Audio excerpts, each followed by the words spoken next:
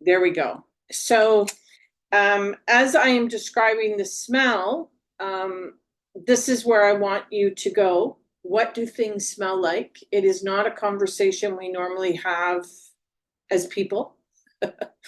And so I want to enlighten you today in this hour that we have to talk about smells. And really, tea, when I do work with long-term care homes, sometimes we start with a cup of tea. Sometimes it's that simple, where if you're passing around herbal teas, peppermint, chamomile, variety of different smells, and you ask the individual, can you smell this? Can you describe it? It's a really interesting conversation because you'll know if they can or not. But also, there is no right or wrong answer. And that's the thing that I find really fascinating about smell.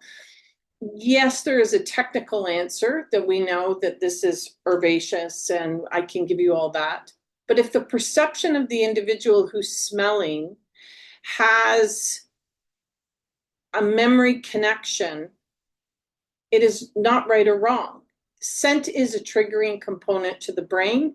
And that's what I want to kind of open your mind to today. So I am going to, just because I am very punctual, just as, let me get the chat open. And there we go. And now I'm going to share my presentation. Here we go. And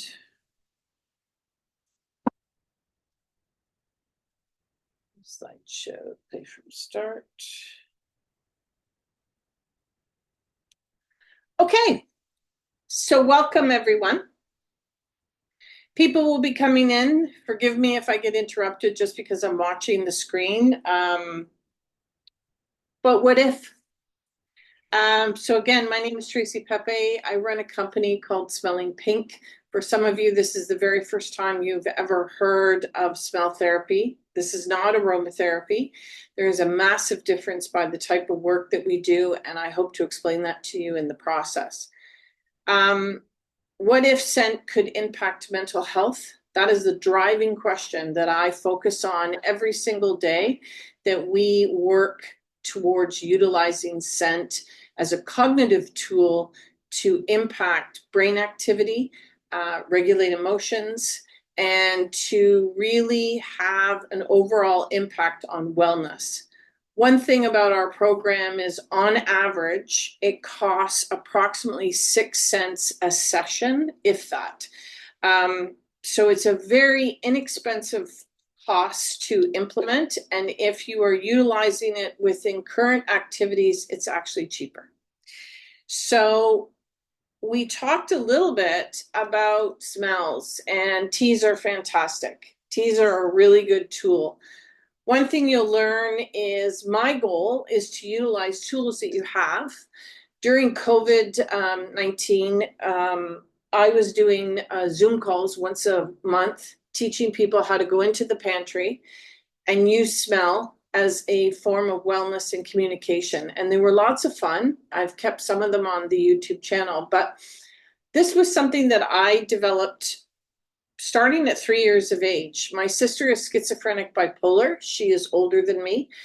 And it's a game our father introduced us to in the kitchen, where we would take cans of sardines and maple syrup and peanut butter and mix it all up, blindfold ourselves, and see if we could guess the smells.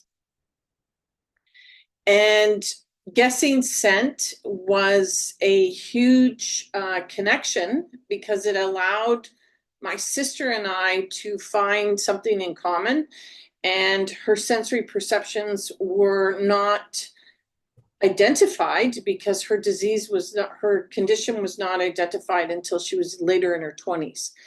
And so scent has always been very intriguing. I became a perfumer in my career choice.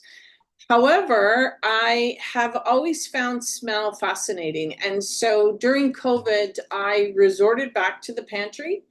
I was teaching people how to engage with kids, grandchildren, by simply smelling stuff, describing it, and having conversations about it. This is a fantastic tool. And I've been using it for 35 years. And so, oh, hold on. This is my mouse, sorry. It shuts off. There we go. It shuts off and then it has to redirect. So for 35 years, I have been a perfumer. My prior world to COVID was when I transitioned the company. I was a curator for some of the largest companies in the world. And I created scent in their office space, within their retail establishments, within their hospitalities. We studied it at Loblaws brand for years to understand how scent impacts consumer spending. We have done things at Toronto Pearson with individuals on the spectrum and to reduce anxiety when it comes to travel. It's been a fascinating career and I've really enjoyed it. But during COVID-19, I really had an aha moment where all this research and the manipulation that I traditionally would do with scent to make people spend more, what happens if we use that in a good way? And what happens? We worked with long-term care homes, and that is the pivoting point and where Smelling Pink was created. And so there's a lot of work on my past. I'm in the process of writing a daily blog that talks about it and how this all interconnects. But scent has been quite the journey. As I was running a career path as a perfumer, there's this other side to my life, as you all have another side. This is my personal life. This is my older sister, Linda, and this is my son. And my son is on the spectrum. And when he was born, he had ADD, ADHD, Tourette's, and he's 33 now. And Linda, I have just transitioned into a long-term care home. And so personally, I've been on this journey from a family perspective with mental health for a long time. And it's the journey I've always known.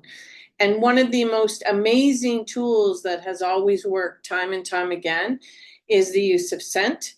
And now is an opportunity for me to give back to the communities, to share with families, how did I cope? How do I cope?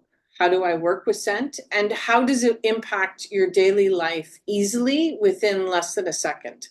So the journey continued. I've written a few books. I have a TED Talk, which is on my website, which is kind of fun.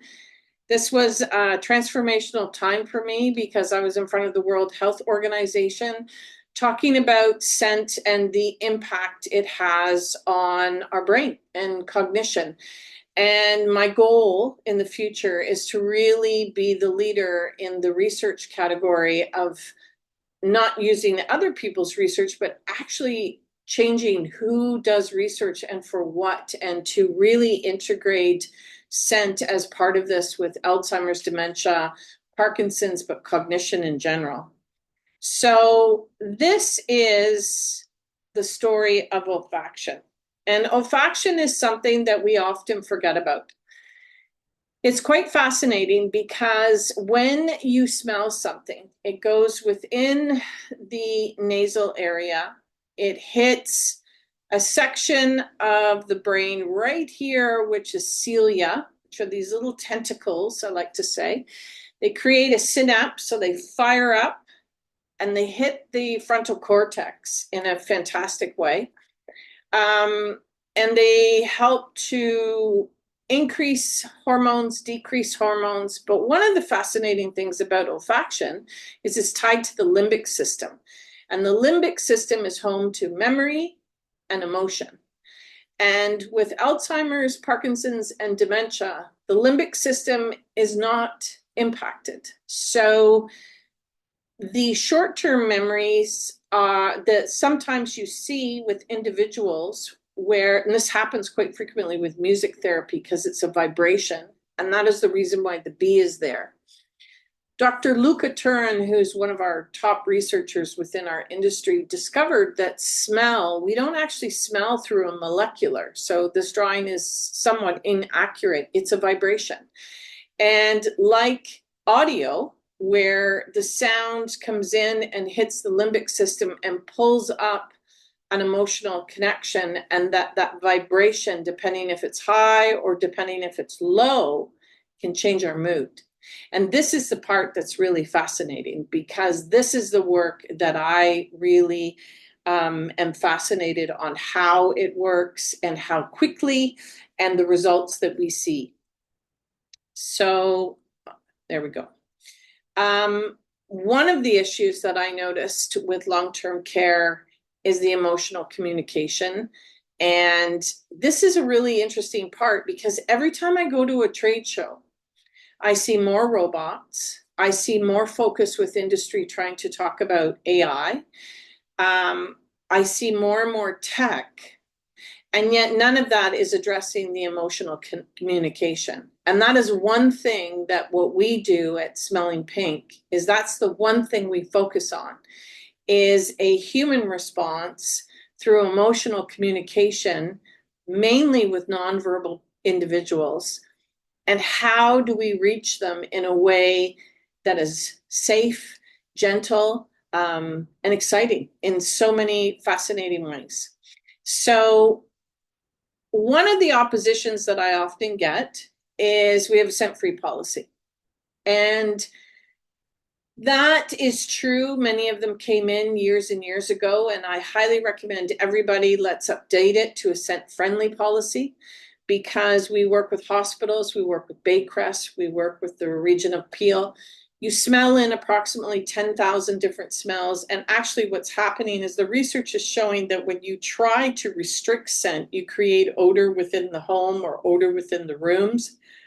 And that is more negative on work environments, performance, and day-to-day feelings. And so how do you do it in an effective way? Well, this is not about putting central systems or diffusers. And this is not aromatherapy, so we're not applying it to the skin. Smell is based on a vibration, and what we have learned is an allergic reaction does not have a allergen, a scent, how do I say this? So a scent sensitivity does not have an allergen, so therefore it cannot be an allergic reaction to smell. You can have a topical reaction to a scent or something that has been applied to the skin, but smelling scents. So there's quite a bit of really fascinating research on nature versus synthetic. I offer everybody an opportunity. It's a 30-minute webinar to update your policies to meet Health Canada's regulatory compliance, so that it's worker environment safety. And we talk about that. How do you identify allergies versus sensitivities? We're working with that right now with a home in Niagara Falls, and we're just transforming it. And the policy hasn't been touched in decades. So these are things that I like to offer, because when you talk about smell, how do you define a good smell and a bad smell? I always like to use this because this is cleaning. You're washing clothes, and as a perfumer, to make detergent, you require what is called a quat system, which is 4 components. You have lard or a fat, an alcohol, or a chemical that breaks down. And you have these 4 components. And if you took out any kind of fragrant materials, it smells horrific. And so where the consumer industry has done incredible amounts of research is, we know you only buy detergents, fabric softeners, anything to do with cleaning products based on scent. Scent is your primary driving focus, because there is an interpretation of clean, and that is a good smell. However, is it a synthetic? Is it natural? Are we scent free? And there's a whole bunch of information that we need to go through so people understand what we're talking about, because there really isn't a good smell or a bad smell. That is a perception.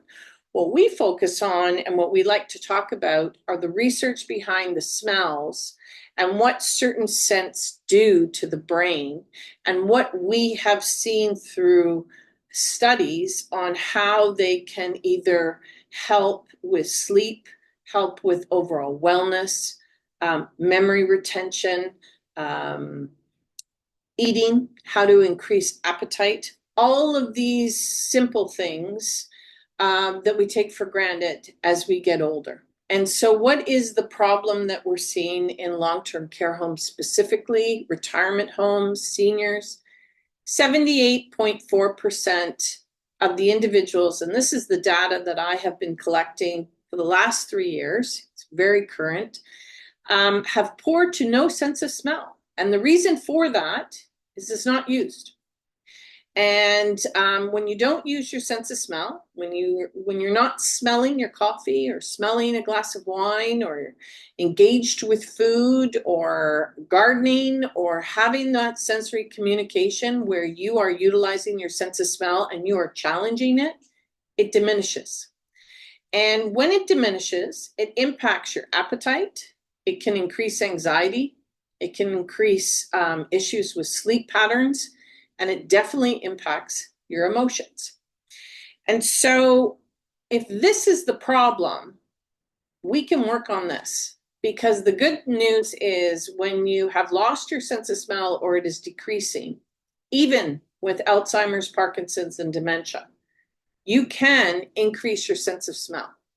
And that is the part that people have completely missed within the medical communities, within the world. And that was one of the issues we saw with COVID-19.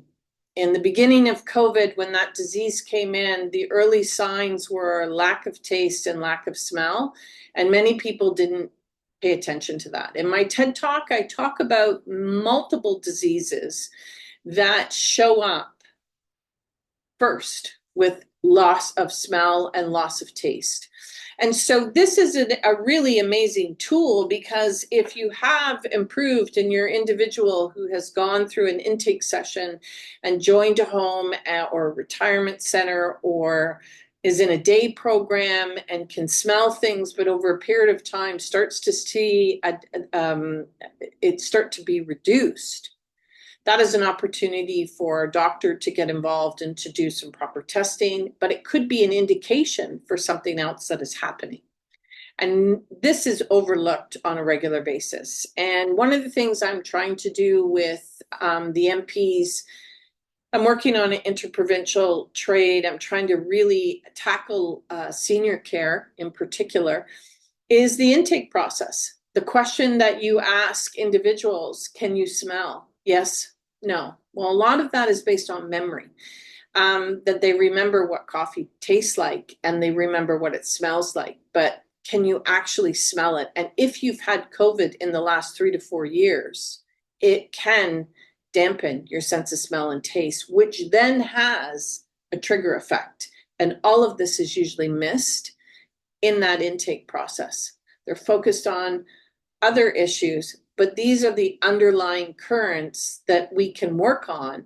And if we address, we can actually make some really interesting changes. So the solution that I work with is scent. These are scent sticks. And those scent sticks, I have any here, they're specific perfume blotter. They're a specific type of paper. We import it from France. And you use a drop. And that paper helps to create a controlled smell. And then this is how we do evaluations. This is how we critique based on paper. So it's disposable. It's very inexpensive. And it is voluntarily, because with this gentleman, for example, he was doing the scent test. We started off with tea. We started off with smelling, and then we gave him the scent sticks. And those scent sticks became part of him. He was holding. He has arthritis too in his hand, but it became very voluntary for him. And often they don't want to give the sticks up. They want to carry them.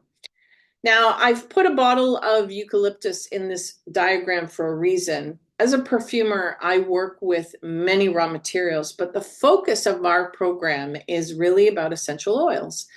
And the reason I have created the program where we work with a lot of plant materials is we know it is $1 billion industry in Canada. We know that Canadians use essential oils, and we know they don't understand that it has a much deeper impact on their brain. A lot of times people buy them and they stick them in their cupboards. We're basically bringing the familiarity out, as well as smelling, and we do use some synthetics because we make food blends, and I can't make a food blend to smell like chocolate because cacao, which is a very amazing absolute raw material, is so expensive. We use a synthetic version of that, but we don't use alcohols, we don't use solvents, and you only ever need a drop. And so smell therapy is not aromatherapy because we do not apply anything to the skin. There is no physical physiology that we're working with. We really focus on individuals who have epileptic or illnesses or mental health issues. Those are our areas of concern, or what we would look at. And what we're focusing on is how to utilize scent, how to work with this in a way as a tool that can be integrated in a day-to-day environment, such as a long-term care home. So we do this through a web-based training program. These are what the little sticks look like. We offer 4 modules. Those modules include a training booklet. I've been teaching for many years, and so I acknowledge that some people like to fill out paper and like to download the books. There's 4 of these, and there's a lot of research, there's a lot of cross-referencing, and there's a lot of opportunity to work with it. Others like to watch the video and just go and do it. Other times we work one-on-one and we integrate the recreation calendars, or we have a specific individual that may have an issue, or the home is struggling with something, and we try to provide some solutions.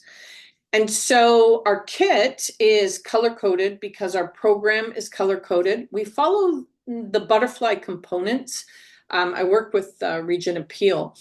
And we do a lot of work when it comes to sensory and what smell am I, trying to identify the aromas or the scents that people resonate to, and you have positive experiences with them, or you get, it could be a strong scent that creates a negative reaction per se, but that negative reaction is showing that the brain is working, or that there's some type of movement.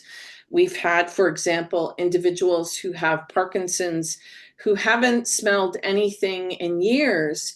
And all of a sudden we use rosemary, which is known because of its camphor component.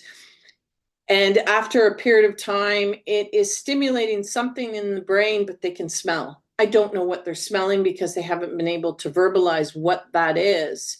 But all of a sudden there's an aroma in a pathways that they haven't had for years. So the kit comes with 5 different oils over 4 booklets. So you have 20 different scents. Basically, the smells are driven only by science, so they're not all there, like meaning we don't have chamomile in there, for example, even though that's a pretty smell, or a good herbal plant. We focus on the smells that we track and we know that are stimulating or creating impact within the brain. We do a lot of best practice intake sessions. And so part of this is it takes about 4 to 6 months to implement the program. The training is a gradual because it's a practical application that you go back with your people in your home and you integrate it. And you work in a way where maybe you have a recreation program and you're trying to create stimulation, for example, because you're getting no one, everyone's sleepy, or there's not a lot of engagement. Scent is a fantastic tool because you can use it as part of an opportunity that by passing the scent around, you're actually training the individuals that you're about to start a program. It wakes people up. It's pleasant. Some of the smells that you may use would be lime or mandarin or lemon. And all of these smells have one common indicator when it comes to the brain, has limonene.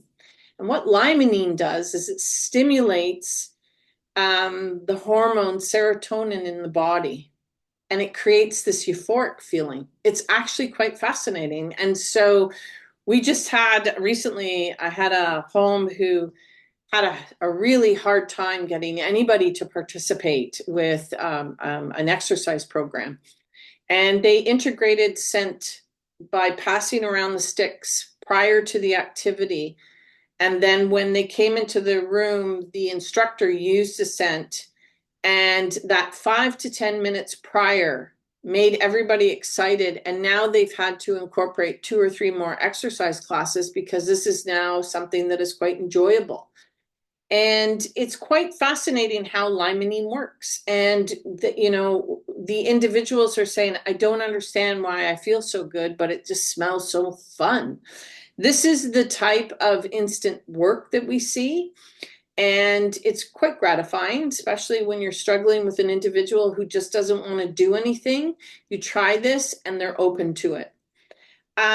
What we have seen is when it comes to the isolation component, 51.2% are dealing with anxiety, 36.6% are dealing with sadness, 31% is 0.7 are dealing with loneliness. Within 15 minutes of doing the scent therapy, and this is based on our 2024 results, I haven't incorporated the 25, but in 15 minutes, we are seeing 48% of those people feel happy, 44.4% feel calmer, and 24.4% feel comforted. Now, comfort is an amazing emotion that the fragrance industry triggers for so many products. It's quite fascinating, actually, especially fabric softeners. There is vanillin, which is a raw material that is derived from vanilla that creates the comforting component of a blanket that makes you feel cuddled. That, excuse me, that raw material is used in different levels in most fabric softeners.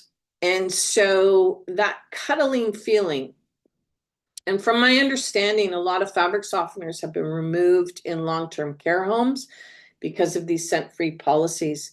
And they're missing, there's that cuddling comfort component that has been removed because normal laundry detergent used in households across the world, there is that vanillin, but in some of the industrial stuff, they have removed that. So there's a shift.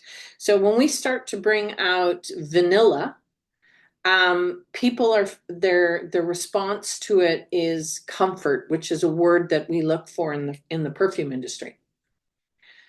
When it comes to sleep, lots of results here, lots of research here, lots of fantastic aha moments for many.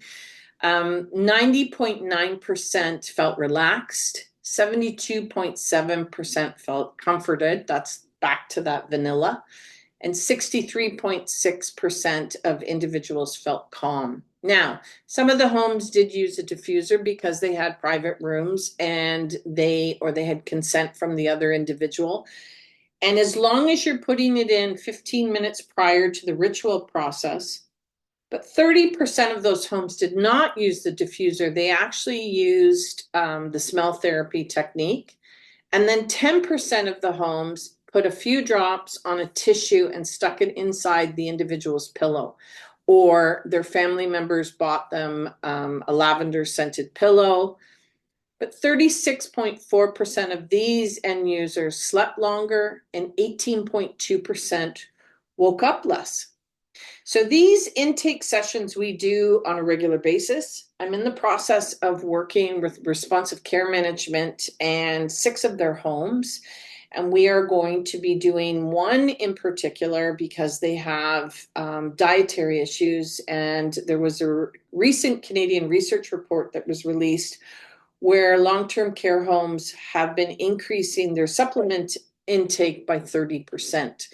And so before, so responsive care management is saying, well, what happens?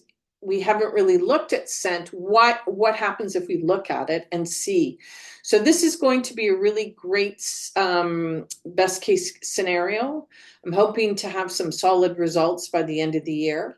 And we will probably be starting that in September. So this will have different areas, different regions, different individuals, but our focus will be just food intake.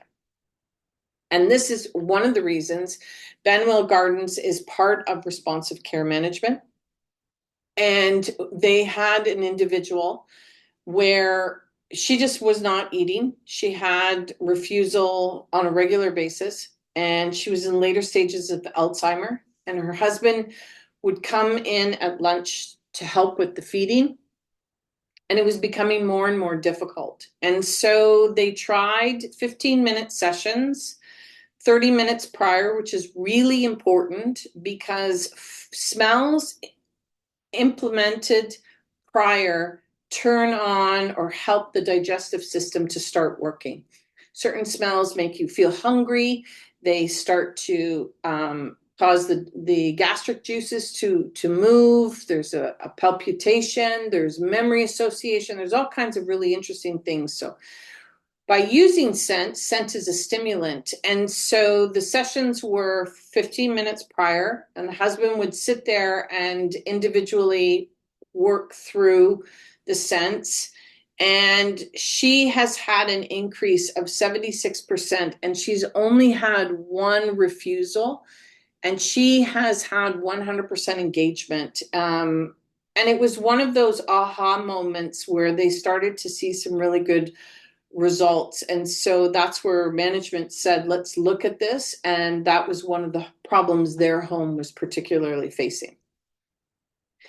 In Champlain long-term care home, as I mentioned, they were having issues with exercise. And this is some of the results that we have seen in some of their homes that have come from Kindred Living, where we've had residents with little or no responsory fact can, within 7 sessions, start to stimulate and start to have some smell. Now, scent gauging is based on a number system of 1 to 5. We teach people how to grade it, and so you can actually see measurable results of individuals. It's very hard to do memory when you're passing around a scent on a white stick, and they're expected to remember what they smelled last time. But when they actually know it, you start to see shifts within the olfactive response. Regarding cognitive engagement, it supports memory recall. Really, it's quite fascinating. And so it encourages storytelling, personal connections, and enhances participation. This smells like lemon buttercups. My granddaughter makes lemon tarts, and all of a sudden there's storytelling.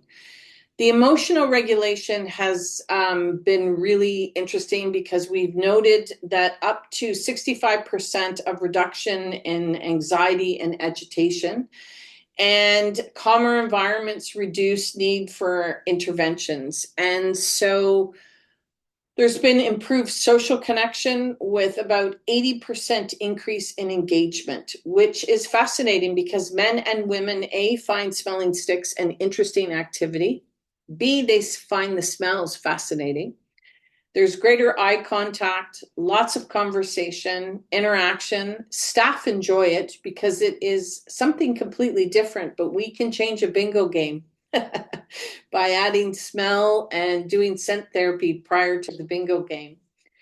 As we talked about, it helps to naturalize the body's response, specifically with sleep, and it helps with sundowning and restlessness. So these are areas of some of the results that we're focused on. a lot of people don't see the connection at first, but then all of a sudden the surprises start to show up. And so this is why we do a lot of best case practices. We use Google Forms. We do not ever talk about individuals' privacy rights. We're basically tracking what sense they're using, and we determine. Everybody gives a number, usually from their residence room number. And from there, we track what is happening when they do 15 minutes of this prior to this activity. And then all of a sudden, you start to see logging. And then I compound that over the hundreds of various different beds that we work with, and we start to notice patterns. The investment for the scent therapy is $5,400. It's an educational program that is a one-time. You can have as many staff as you want on the program. We are determining right now that the savings is close to $264,000 for 30 residents in a year. And where that's coming from is your cognitive support, the reduction of agitation, increased social engagement, and less medications are being reported. And so it varies. Obviously, that number changes. But we are noticing this is not just about wellness. It actually has a really interesting impact on recreation programs, memory care programs, various different ways that you can implement this. So where is the funding? The funding is available through two specific envelopes within the nursing system. It used to be under the Ontario Wellness Grant, but the minister got rid of that.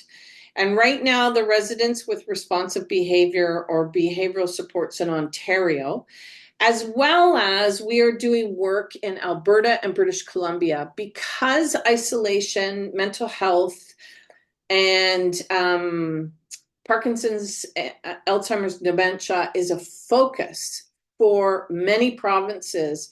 We have managed to find similar types of grant systems in every province across the country. So this just happens to be in Ontario because obviously that's where my company is based. But we're learning the grant system is across the board. You can have as many staff as you want participate.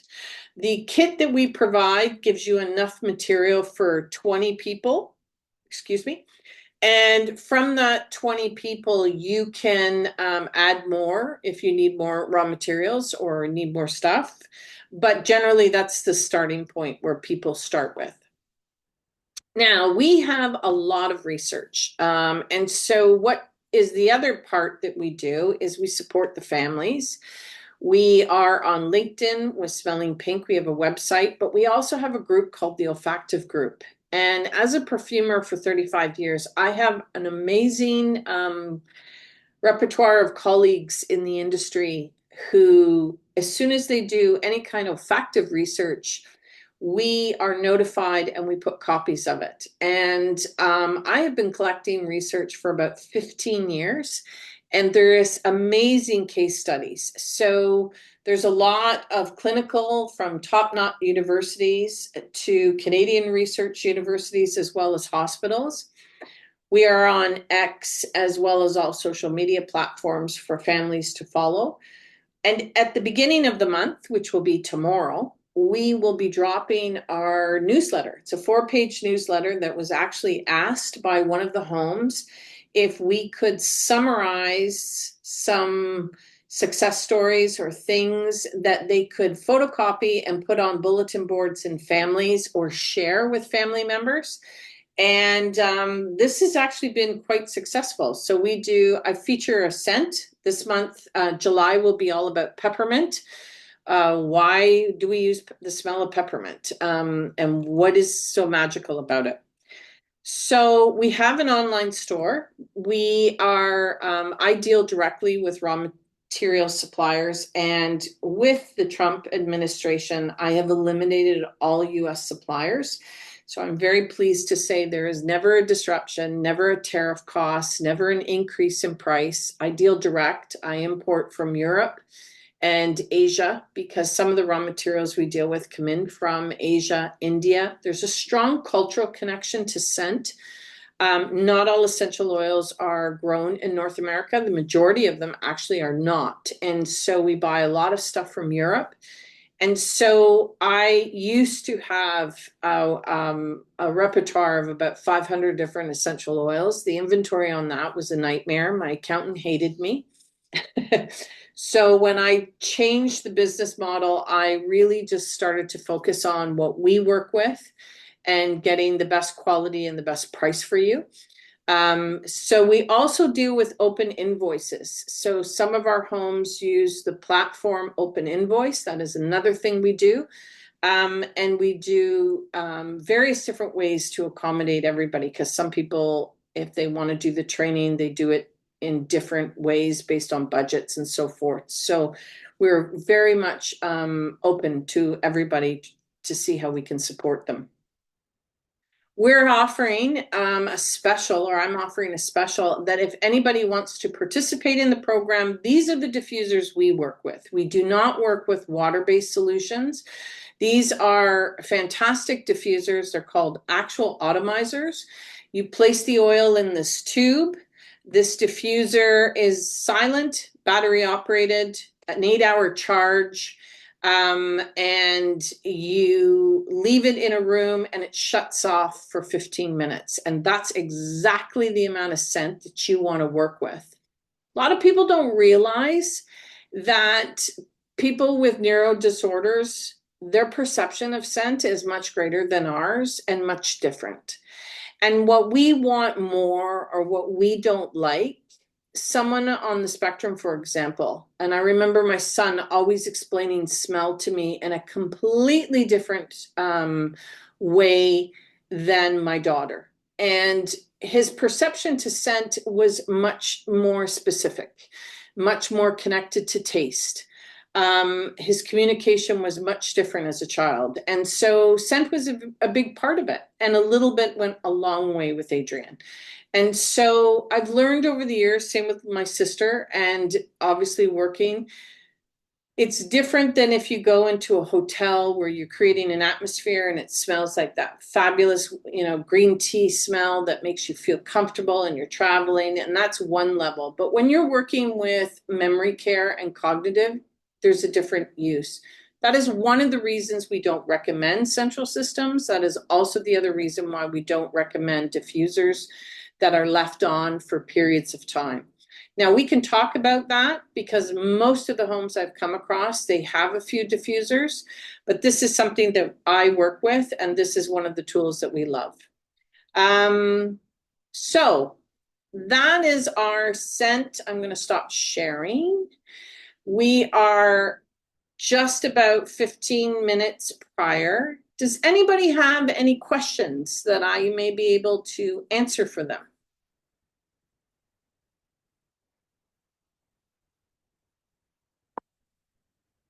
No? Okay. Well, I want to say thank you very much for participating and joining my conversation today on scent therapy. I have a question. Oh, sure. Yeah. So we're just wondering, we are in a scent, we have a scent-free policy. Mm-hmm. We're just wondering how you managed to get around it. How do you rewrite it? Yeah. So when was the scent-free policy created? Oh, before 2017, probably. Yeah. Okay, so we just update it, and we update it with the types of raw materials that are scents that are deemed safe. Okay. So for example, most scent-free policies don't want you wearing colognes, Right. alcohol-based solutions, eau de toilettes, aftershaves, things that have a heavy alcohol-based. We don't work with those, so we update it so it's very specific. We talk about phosphates are a number one issue that creates chemical sensitivities for individuals. And so by outlining what the scents are that are safe, you now have completely changed the policy. So there are now smells you can use, and there are also smells that you have to respect the employee, because it can trigger headaches and it can trigger sensitivities. But this is based on updating it so it's clearer. And again, because this is an individual approach, it's voluntarily. So you're not scenting a space where you're asking a PSW to walk into a room where it's scented. In fact, we have a home that she had 4 or 5 plugins in the room, and it caused a lot of issues. And this is actually a perfect solution because the woman responds well. The actual resident responds well to scent. But what they were using was causing a nauseating impact for everyone on the ward. So now this is a one-on-one, and then they leave the sticks with the resident, and the resident smells all day. And there's no impact on the individual. So there's an education, and I am more than welcome if you send me an email after. I can send you a PDF policy that shows you how to update it.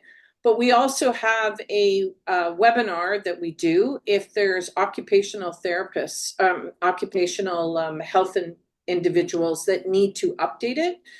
More than willing to provide that information. Okay. Yeah, Tracy, I'm the program manager at our long-term care home facility. We have 374 residents that reside here.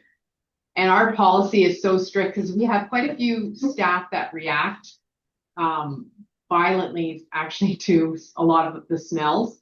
Like Yep. we can't use detergents that have any smells in them. Residents aren't allowed to have any type of flowers in the home. Yep. It's like, do you see that often that other places have those really strict policies for scents? Well, we work with the Region Appeal, and the Region Appeal has the strictest policy I've ever come across ever. Okay. And the Region Appeal has a museum that I've done work in to the point where you can't have scent where the artifacts and art is because it will impact the art on the wall. Okay. And so I'm very familiar with this. This is not new.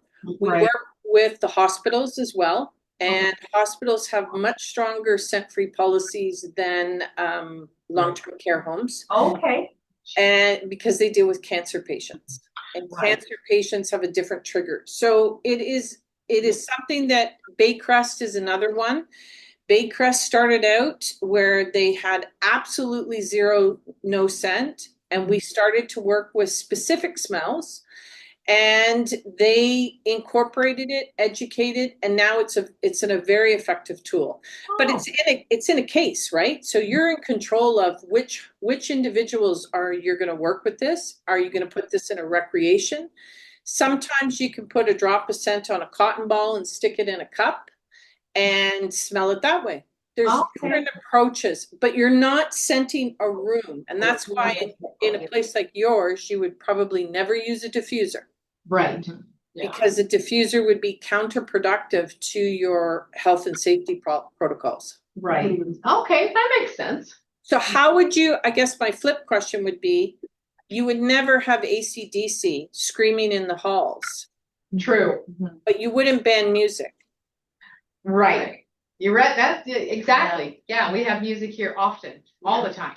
It's the type of music, it's the level, and Yeah. it's the way it is utilized in a respect that you are not going to interfere with sleep patterns or people or you are using it as a tool because you know as well as I do that music therapy is very powerful. Yes, 100%. That makes sense. Okay. Yes, so that's how we would approach it. We would sit down. We could do a webinar. We could do an educational just to speak about it. We could update the policy, and then by introducing it, we only do 5 smells at a time. So you're only working with 5.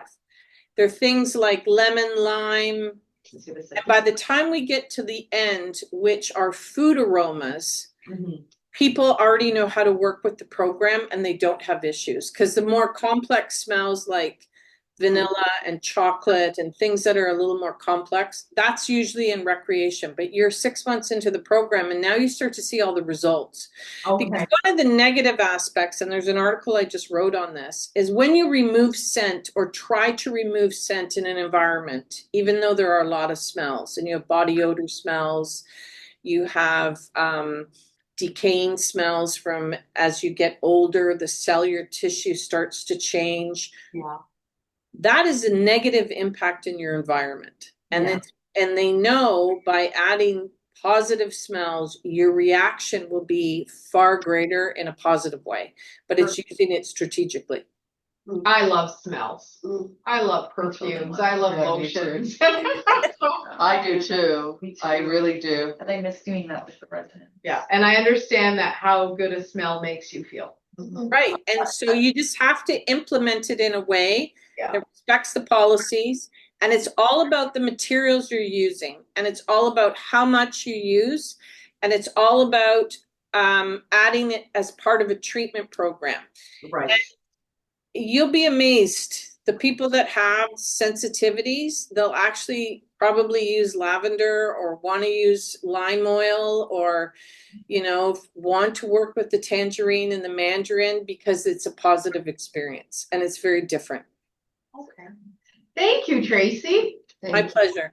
Thank you very much for reaching out to us. Yes, yes. My pleasure.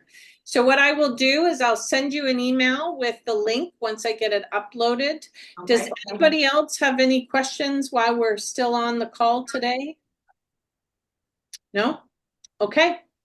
Thanks again. I really appreciate your time and I look forward to working with you, and send me an email and I'll send you the link right away for the policy update. Okay. Thank you. Thank you. Thank you, Tracy. Have a great day, everybody. You too. Bye.